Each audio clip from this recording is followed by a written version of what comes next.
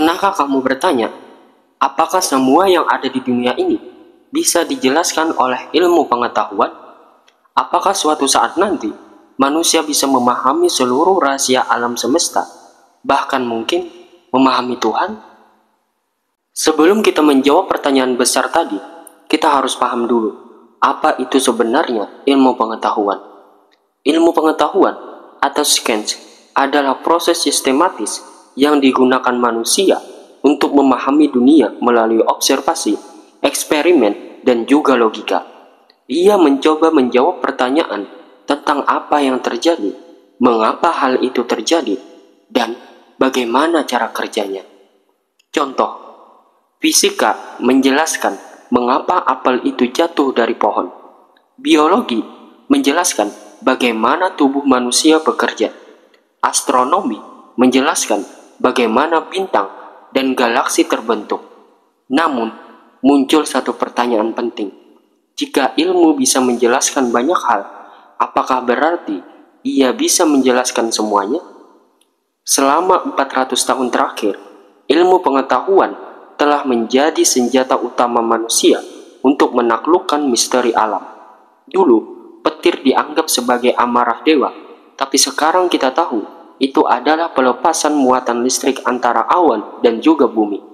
Dulu, penyakit dianggap kutukan, tapi kini dalam ilmu medis kita paham tentang virus, bakteri, dan cara mengobatinya. Setiap hari, ribuan penelitian baru terbit di seluruh dunia, dan semua ini menunjukkan satu hal, ilmu terus menang. Tapi, di balik semua itu, muncul batas yang sering luput dari perhatian. Ada banyak hal yang tidak bisa dijelaskan secara ilmiah. Contohnya, apa itu kesadaran?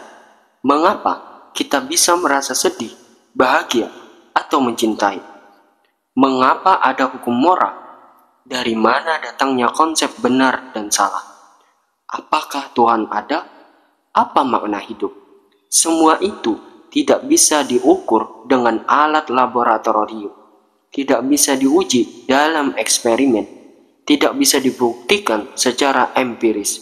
Bahkan, dalam fisika modern, ada batas-batas besar, seperti apa yang terjadi sebelum Big Bang, apa itu dark matter dan dark energy. Kita bahkan belum tahu 95% isi alam semesta. Tapi, ilmu, filsafat, dan agama, apakah tiga hal itu bertentangan atau saling terikat? Disinilah ilmu bertemu saingan lamanya, filsafat dan juga agama. Filsafat menjawab pertanyaan yang tidak bisa dijawab sains. Ia bertanya tentang hakikat realitas, makna, dan eksistensi. Sedangkan agama memberikan jawaban tentang asal-usul, moralitas, dan tujuan hidup. Hal-hal yang tidak bisa dipecahkan hanya dengan rumus matematika. Contoh perbedaan.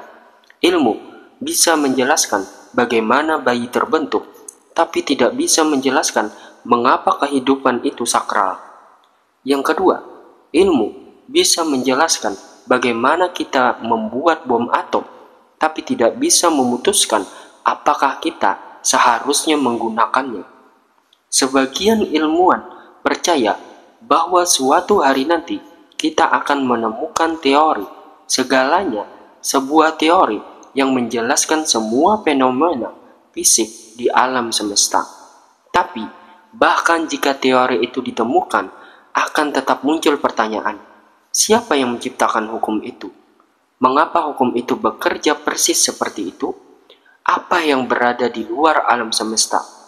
Filsuf sains Karl Popper menyebut bahwa ilmu tidak pernah mutlak. Ia hanya bisa memberikan teori yang belum terbantahkan, sampai terbantahkan di masa depan. Jadi, apakah ilmu bisa menjelaskan semuanya?